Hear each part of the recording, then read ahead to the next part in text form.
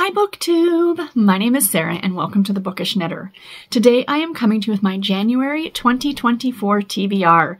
Say it with me everybody, it's TBR time! Yay! Who else has missed that? I have. So I have a number of books to share with you guys here.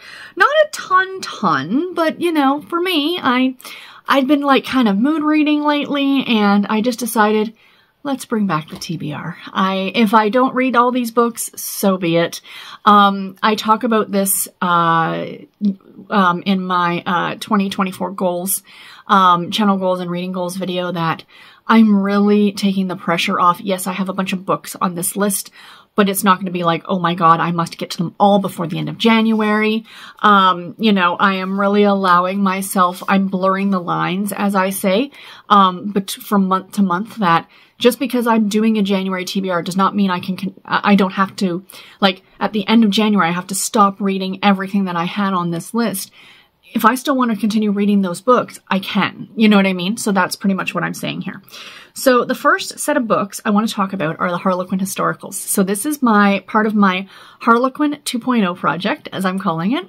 As I mentioned again in my goals video, I turned 24. Good Lord, I wish. I turned 45. We're 24 because of 2024. I think that's why I thought that. I'm like, where did 24 come from? I turned 45.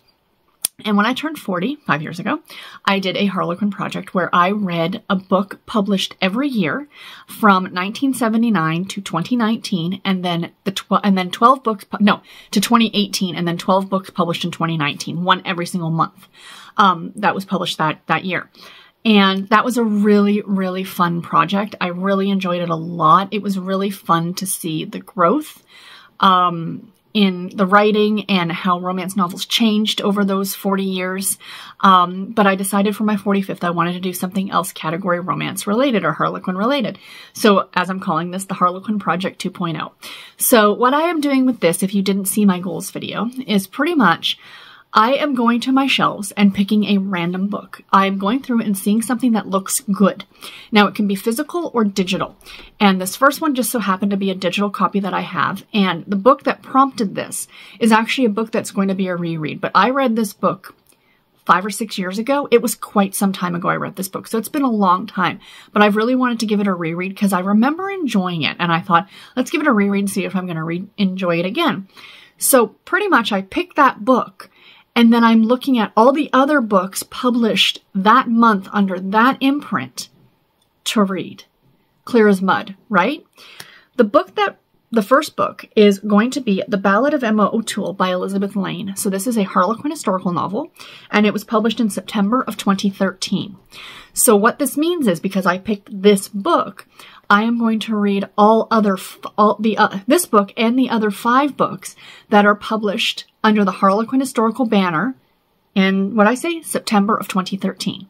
So there are 6 books. So it's actually 4 books for the historical line and 2 books for the Harlequin subscription line. So the Harlequin subscription line, they don't do anymore. The historical subscription line, they don't do anymore. It was done for a number of years. And essentially what it was were bonus books. Like if you subscribed to getting the Harlequin historicals by either ebook or physical book, you would get these subscription-only books as well. Now you can read them separately. You know, I was able to pick these books up no problem. But yeah, I'm looking forward to it. So The Ballad of Emma O'Toole is book number 1151 in the historical line. Again, from 2013, which is what, a decade ago? More than a decade ago? So yeah, I'm very much looking forward to it. It's one of my favorite covers. And like I said, I mean, the Western books were some of my favorite.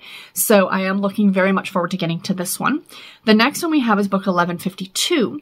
And this is Mistress at Midnight by Sophie James. This is the second book in the Men of Danger series. So again, I'm going to be reading books completely out of order. And again, I don't care. So this is a Regency romance. Very much looking forward to this one as well. We have 1153 Rumors, and the subtitle is Scandal Comes to Whipple Hall. And this is by Louise Allen. She is a longtime writer of the historical line. Again, another cover I find absolutely gorgeous. This era, if you will, of the Harlequin historical novels have some of my favorite covers. Absolute some of my favorite covers. They were just so well done, and I really, really like them. It's another Regency romance. Then we have 1154, which is The Runaway Countess by Amanda McCabe, also a long-running historical author. This is the first book in the Bancrofts of Barton Park series, another Regency romance. Then we get into the subscriptions, and these were numbered as well. So number 363 for the Harlequin Historical Subscription was Promised to the Crusader by Anne Herons. Now, this is a medieval book, I believe.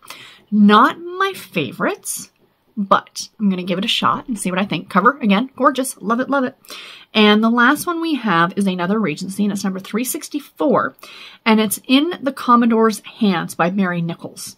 This is the 6th book in the Piccadilly Gentlemen's Club series. So, yeah, so there is the line for the month of January, what we're going to get to, we're hoping to get to. So I will be reading these in that order that I just gave them to you. So I'll be starting off with the Ballad of Emma O'Toole and then moving my way through the rest of them. So, yeah, very excited about this. I think it's going to be a lot of fun.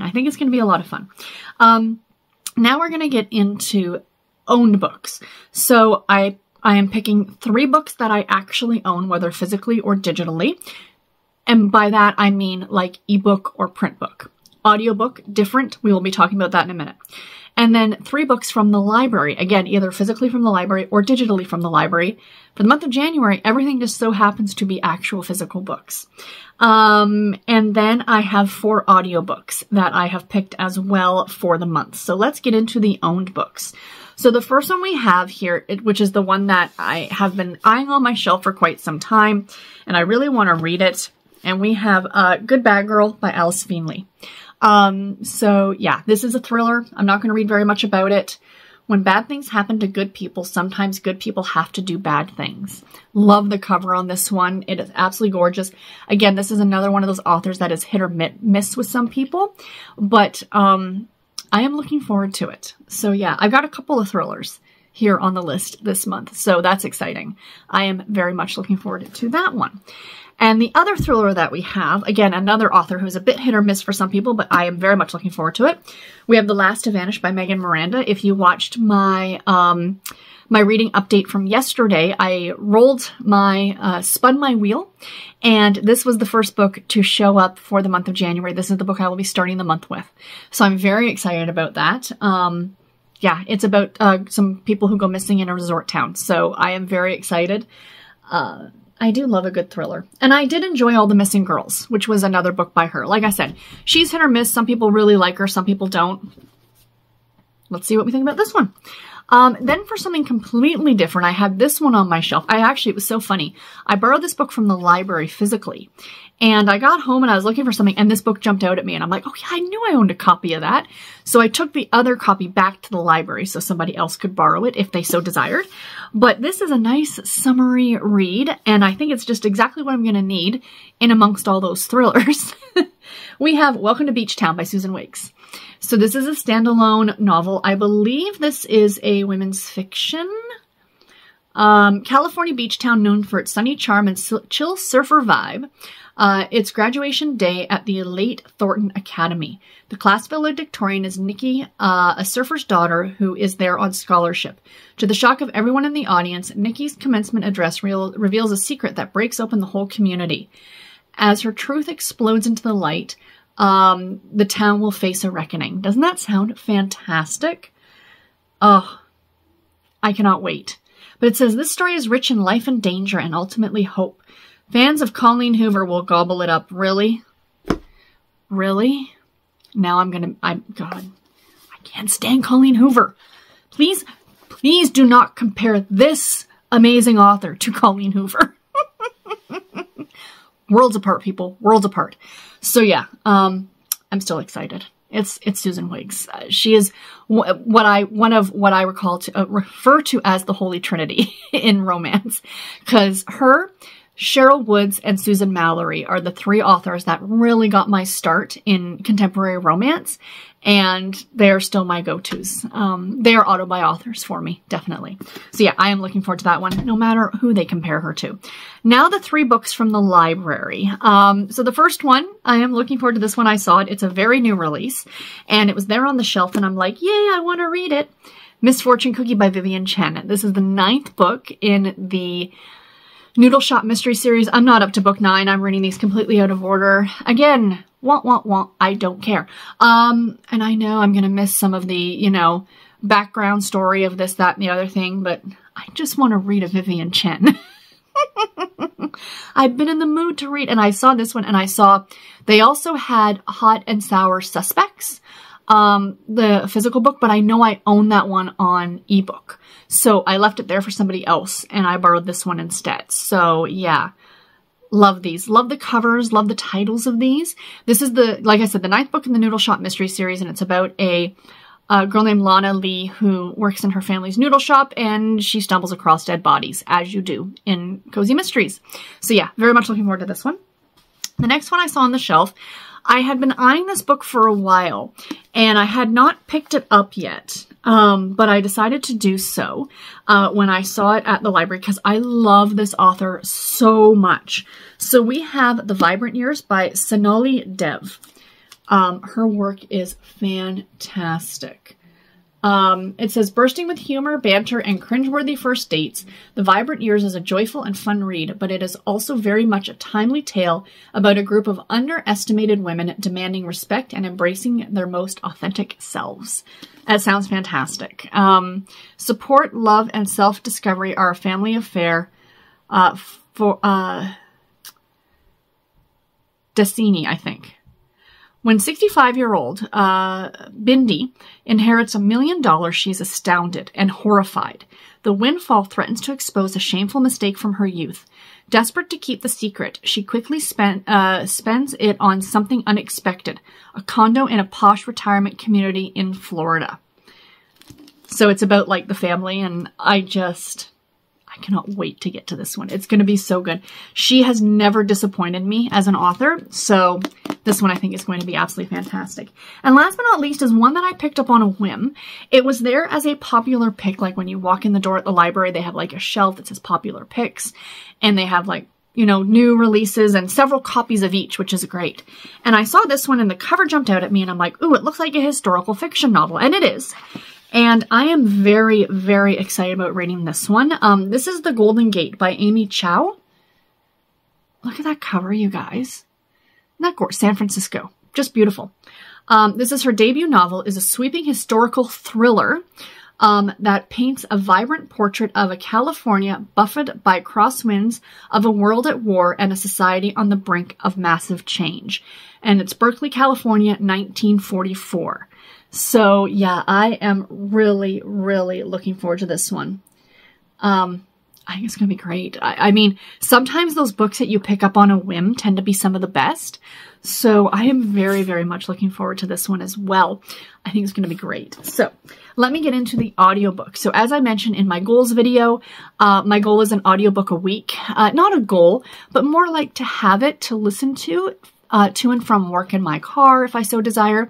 If I'm doing reading sprints, I'm not rushing my way through the audiobooks. It's kind of like, that's why I said an audiobook a week, you know, to kind of enjoy and relax with and have something to read when physically picking up a book and reading with my eyeballs is not productive, is not, you know, like while I'm driving, I can't really do that.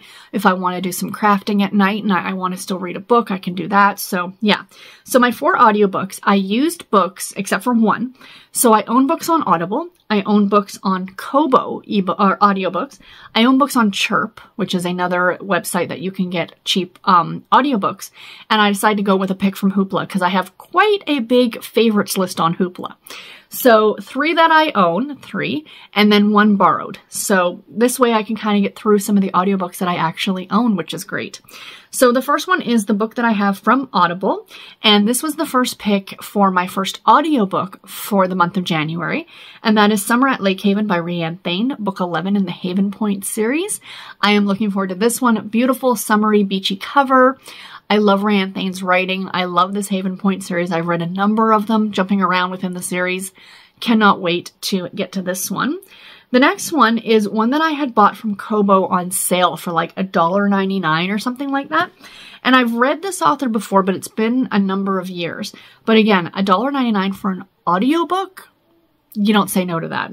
So I ended up getting Lighthouse Beach by Shelley Noble, which is the 4th book in the Whisper Beach series. A lot of beachy reads in the month of January. I think I'm in that, you know, like I know winter is really about to kick off. Like we are getting a bit of snow today. Very, very light flurries, but a little bit. But, you know, come late January into February is when we're really going to get hit with the cold and the snow. And I think I just kind of need these beachy, summery vibes to get me through the dark days of winter, you know. So I'm looking forward to that one. And then we have a couple of cozy mysteries, which are always fun. So the first one is one of the books I own from Chirp. Again, I bought this one for a ridiculously low price of like $2.99 for the audiobook. So we have The Key Lime Crime by Lucy Burdett. This is book number 10 in the Key West Food Critic Mystery Series. I have never read any of the books in this series to my understanding, and I am really looking forward to it. Key West, Florida, again, those really summery vibes is exactly what I'm going to need in January. And last but certainly not least, a book I'm borrowing from Hoopla is a book that was a favorite by a lot of my friends last year or in 2023. It feels weird to say that as last year or this year, but earlier this year, in 2023. And it's the first in a series, so I thought I would give it a shot. And I did start reading this one earlier this year, but put it down for something else, so I'm looking forward to potentially picking it back up. And we have A Doomful of Sugar by Catherine Burns. This is the first book in a maple syrup mystery series, so it takes place in Vermont in the fall. No, fall or the spring. If it's maple syrup tapping, it's in the spring. So yeah, again, those springy kind of end of winter vibes, maybe. We'll see. And a cozy mystery. So yeah, but on top of all of those, of course, I'm going to do my best to pick up some like Babysitter's Club books. I think I'm also going to jump back into some Nancy Drew and some Sweet Valley. We shall see where the year takes us. But yeah, so that is my TBR for the month of January, guys. Let me know in the comments below, what books do you have on your TBR for January? Or have you read any of the books that I just talked about? And until my next video, everybody, take care and happy reading. Thank you all so much for watching. Bye, guys.